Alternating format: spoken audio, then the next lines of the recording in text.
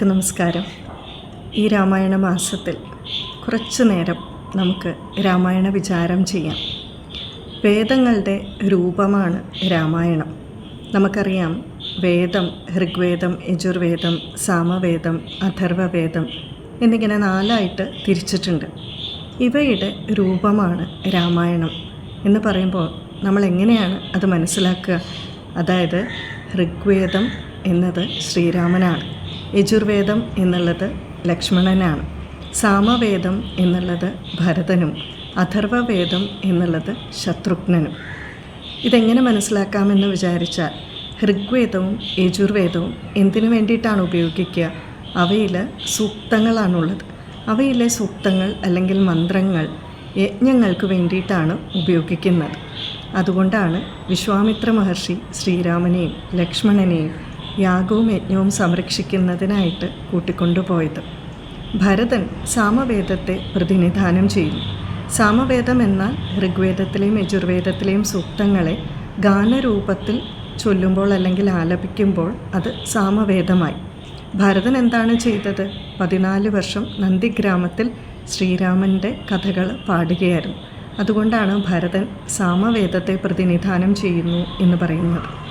അഥർവവേദത്തെ ശത്രുഘ്നൻ പ്രതിനിധാനം ചെയ്യുന്നു എന്ന് പറയുമ്പോൾ യാഗങ്ങളും യജ്ഞങ്ങളുമെല്ലാം സംരക്ഷിക്കുന്നതിനായിട്ട് ശത്രുഘ്നനെ ഏൽപ്പിച്ചു. എന്തുകൊണ്ടാണെന്ന് വെച്ചാൽ, പലപ്പോഴും ദുഷ്ടാത്മാക്കളും അസുരന്മാരുമെല്ലാം ഈ യാഗത്തെ തടസ്സപ്പെടുത്താനായിട്ട് ശ്രമിക്കുന്നുണ്ടായിരുന്നു.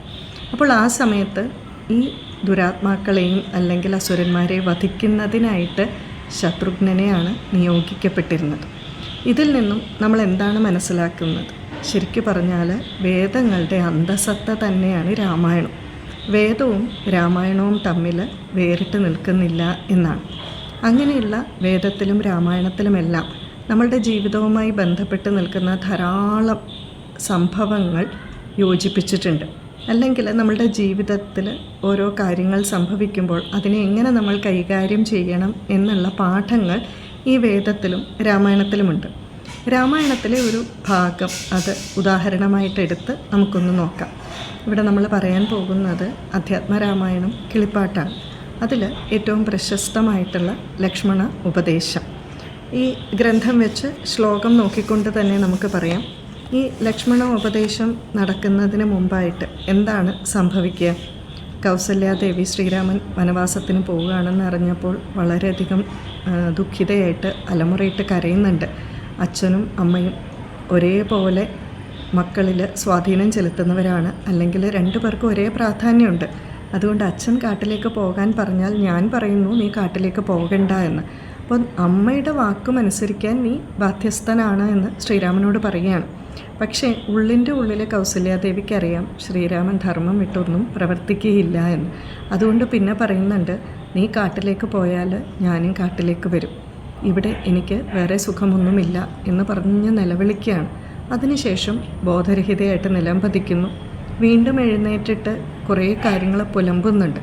ഇതെല്ലാം കേട്ടുകൊണ്ടാണ് ലക്ഷ്മണൻ നിൽക്കുന്നത്. ലക്ഷ്മണൻ അങ്ങ് ക്രോധം കൊണ്ട് കത്തിക്കാളുകയാണ്.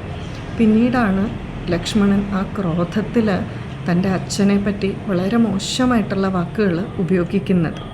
ഇവിടെ ആ ഭാഗം എങ്ങനെയാണെന്ന് വെച്ചാൽ, ലക്ഷ്മണൻ ഉപയോഗിക്കുന്ന വാക്കുകൾ ഭ്രാന്തചിത്തം, ജഡം, വൃദ്ധം, വധൂജിതം, ശാന്തേതരം, ത്രപാഹീനം, ഷഠപ്രിയം.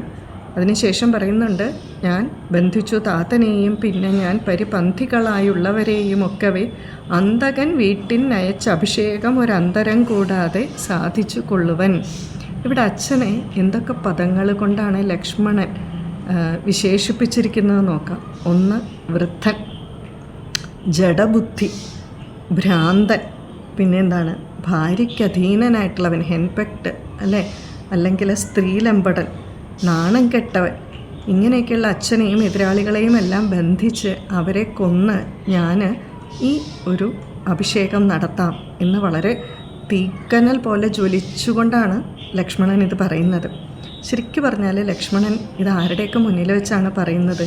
അവിടെ കൗസല്യാദേവി ഇതിപ്പുണ്ട്, ശ്രീരാമനുണ്ട്. സ്വന്തം അമ്മയുടെ മുന്നിൽ വെച്ചിട്ടാണ് അച്ഛനെപ്പറ്റി ലക്ഷ്മണൻ ഇതൊക്കെ പറയുന്നത്. ഈ ഒരു അവസരത്തിൽ നമ്മളായിരുന്നെങ്കിൽ എന്ത് ചെയ്തേനെ? നമ്മളുടെ അനുജൻ അച്ഛനെയൊക്കെ ഇങ്ങനെ വളരെ മോശമായിട്ട് പറയുകയാണെങ്കിൽ നമ്മൾ എന്ത് ചെയ്യും? നമുക്ക് ദേഷ്യം വരുമല്ലേ? ഉടനെ നമ്മൾ പറയും, നീ എന്താടാ ഈ കാണിക്കുന്നത്? അച്ഛനെ പറ്റി ഇങ്ങനെയൊക്കെ പറയാമോ? ചിലപ്പോൾ 2 അടി കൊടുക്കും ചിലർ, അല്ലെങ്കിൽ വളരെയധികം കോപാകുലരായിട്ട് ദേഷ്യപ്പെടും. പക്ഷേ ശ്രീരാമന് മനസ്സിലായി ലക്ഷ്മണൻ എന്തുകൊണ്ട് ഇങ്ങനെ പെരുമാറുന്നു. ലക്ഷ്മണൻ തന്നോടുള്ള സ്നേഹം നിമിത്തമാണ് ഇതുപോലെ പെരുമാറുന്നത് എന്ന് ശ്രീരാമന് മനസ്സിലായി. അപ്പോൾ ശ്രീരാമൻ ഇതിനെ ആ ഒരു കൈകാര്യം ചെയ്ത രീതി ശരിക്കും പറഞ്ഞാൽ മനഃശാസ്ത്രപരമായി നമുക്ക് എത്ര വലിയൊരു പാഠമാണെന്നറിയാവോ. നമ്മളൊക്കെ സിഗ്മണ്ട് ഫ്രോയിഡിനെയാണ് മനഃശാസ്ത്രത്തിൻ്റെ പിതാവ് എന്നൊക്കെ പറയുന്നത്. പക്ഷേ ശ്രീരാമനും ശ്രീകൃഷ്ണനും നമുക്ക് കാണിച്ചു തന്നിരിക്കുന്ന മനഃശാസ്ത്ര പാഠങ്ങൾ നമുക്ക് ആഴത്തിൽ പഠിച്ചാൽ അതിന് തുല്യമായിട്ട് വേറെ ഒന്നുമില്ല എന്ന് മനസ്സിലാകും. ഇങ്ങനെ കത്തിക്കാളുന്ന ആ ഒരു ലക്ഷ്മണനെ ശ്രീരാമൻ ആദ്യമായിട്ട് എന്താണ് ചെയ്തത്? ഗാഠമായി ആലിംഗനം ചെയ്തു. ഇങ്ങനെ ഒരാൾ ദേഷ്യത്തിൽ നിൽക്കുകയാണെന്ന് വിചാരിക്കുക, നമ്മളോടല്ല ദേഷ്യം, പക്ഷെ നമ്മൾ അവർക്ക് പ്രിയപ്പെട്ടവരാണ്, വേറെ എന്തോ കാര്യത്തിൽ നല്ല ദേഷ്യപ്പെട്ട് നിൽക്കുകയാണ്. അപ്പോൾ നമ്മൾ ഓടിപ്പോയി അവരെ ഒന്ന് കെട്ടിപ്പിടിച്ചിട്ട് സാരമില്ല, പോട്ടെ കുട്ടാ ചക്കരെ, സാരമില്ല എന്ന് പറയുമ്പോൾ പെട്ടെന്ന് നമ്മളുടെ ഒരു മാനസികാവസ്ഥ എന്തായിരിക്കും? നമുക്ക് ആ ഒരു ആശ്വാസ വാക്കുകൾ അല്ലെങ്കിൽ നമ്മളെ ഒന്ന് സാന്ത്വനിപ്പിക്കുന്ന വാക്കുകൾ നമുക്ക് വളരെയധികം സ്വീകാര്യമാണ് എന്നുള്ളതാണ് പ്രത്യേകത. മാത്രമല്ല ഇവിടെ ശ്രീരാമൻ വളരെ ശാന്തനാണ്. അപ്പോൾ ആ കെട്ടിപ്പിടിക്കുമ്പോൾ തൻ്റെ ശരീരത്തിലെ ശാന്തത, അല്ലേ, 2 ശരീരങ്ങൾ തമ്മിൽ ചേരുകയാണ്. ആ ശാന്തത ലക്ഷ്മണൻ്റെ ശരീരത്തിലേക്ക്, അത് ചൂടാണെങ്കിലും പകരും തണുപ്പാണെങ്കിലും പകരും. ആ ഒരു തണുപ്പ് ശ്രീരാമനിലെ ശാന്തത ലക്ഷ്മണനിലേക്കും പകരുന്നുണ്ട്. അങ്ങനെ അങ്ങ് ചേർത്ത് കെട്ടിപ്പിടിച്ചു.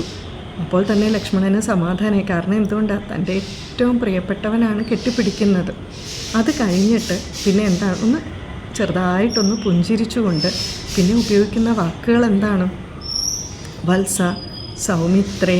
ഇവിടെ ശരിക്കും പറഞ്ഞാൽ ഞാൻ കുറച്ച് മുമ്പേ പറഞ്ഞു, നമ്മളാണെങ്കിൽ നന്നായിട്ട് ദേഷ്യപ്പെടും.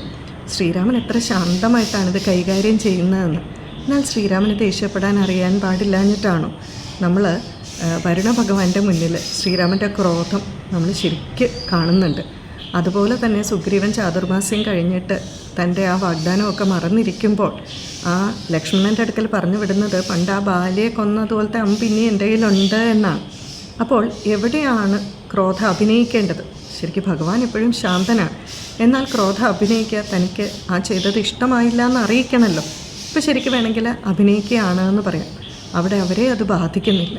താമരയിലയിലെ വെള്ളം പോലെ ആണ്, ഒട്ടലില്ലാതെയാണ് അവർ പെരുമാറുന്നത്. എന്നാൽ തൻ്റെ മനസ്സിലെ ഇംഗിതം മറ്റുള്ളവരെ അറിയിക്കുകയും വേണം. നമ്മളുടെ പെരുമാറ്റം ഇങ്ങനെ ആയിരിക്കണം എന്നാണ് പറയുക. വിവേചന ബുദ്ധിയോടെ, വകതിരിവോടെ, സാഹചര്യങ്ങൾക്കനുസരിച്ച് നമ്മൾ വേണ്ട രീതിയിൽ ഭാവം കൈക്കൊള്ളണം എന്നാണ് പറയുക, അല്ലേ? ചില കുട്ടികളെ എങ്ങനെയാണ്, ചില കുട്ടികളോട് ചില കാര്യങ്ങൾ പറഞ്ഞാൽ അവർ നീ ഇതൊന്ന് ചെയ്യണം എന്ന് പറഞ്ഞാൽ കേൾക്കും.